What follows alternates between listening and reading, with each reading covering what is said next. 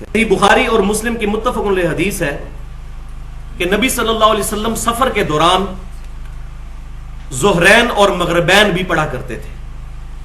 یعنی ظہر اور عصر کو جمع فرما لیتے تھے اور مغرب اور عشاء کو جمع فرما لیتے تھے۔ اور جامعہ ترمذی میں اس کی ڈیٹیل صحیح سند کے ساتھ موجود ہے کہ آپ صلی اللہ علیہ وسلم دونوں طریقوں سے جمع فرما لیا کرتے تھے، یعنی ظہر کے ساتھ عصر بھی اور کبھی عصر کے ساتھ ظہر بھی، اسی طریقے سے مغرب کے ساتھ عشاء بھی یا کبھی عشاء کے ساتھ مغرب۔ اور باقی تیسرا طریقہ جو ہے درمیان میں جمع کرنا، جمع سوری، یعنی ظہر کو آخری وقت میں پڑھنا اور عصر کو اول وقت میں اور مغرب کو آخری وقت میں اور عشاء کو اول وقت میں، اس پہ تو پوری امت کا اجماع ہے، اس پہ تو حنفی بھی مانتے ہیں کہ اگر جمع سوری کر لی جائے۔ اب ایک اور مسئلہ جو بڑا امپورٹنٹ ہے وہ جمع بین الصلاتین کے اعتبار سے ہے کہ عام حالت میں کیا نمازیں جمع کر کے پڑھی جا سکتی ہیں، تو اس میں بھی صحیح مسلم کے اندر اوپر تلے 3 احادیث کنٹینیوس موجود ہیں کہ سیدنا ابن عباس رضی اللہ تعالیٰ عنہ کہتے ہیں کہ نبی صلی اللہ علیہ وآلہ وسلم نے بغیر خوف کے، بغیر بارش کے ہمیں مدینہ شریف میں نمازیں جمع کر کے پڑھائیں، ظہر اور عصر اور مغرب اور عشاء۔ تو تابعی نے پوچھا کہ یہ کس لیے کیا تھا آپ صلی اللہ علیہ وسلم نے؟ تو ابن عباس رضی اللہ تعالیٰ عنہ نے فرمایا تاکہ امت پر کوئی مشقت نہ رہے اس معاملے میں، یعنی یہ آپشن بھی ایک موجود ہے۔ لہٰذا ہمارے جو اہل تشیع بھائی نمازوں کو جمع کرتے ہیں تو یہ کوئی اتنی ناپسندیدہ بات بھی نہیں ہے،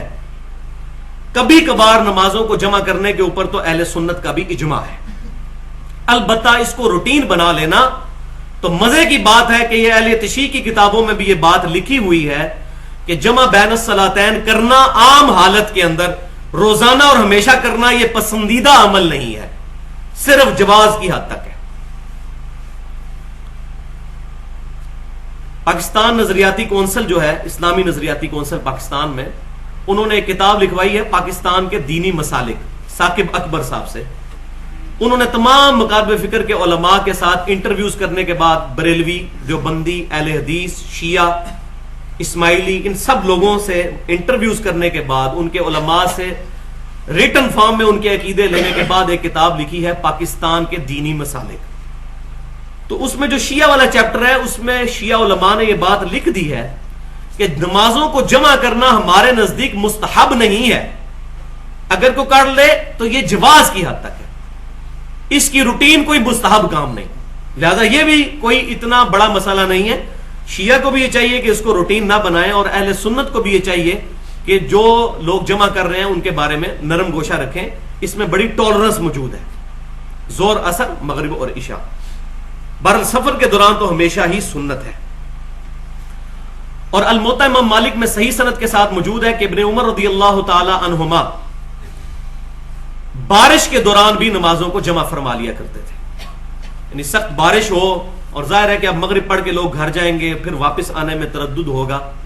تو نمازوں کو جمع فرما لیا کرتے تھے۔ لہٰذا بارش کے اندر بھی نمازوں کو جمع کرنے کا جواز صحابہ کرام علیہم رضوان سے ملتا ہے۔ تو یہ معاملہ ہمارا الحمدللہ کثر کے اعتبار سے کلیئر ہوا۔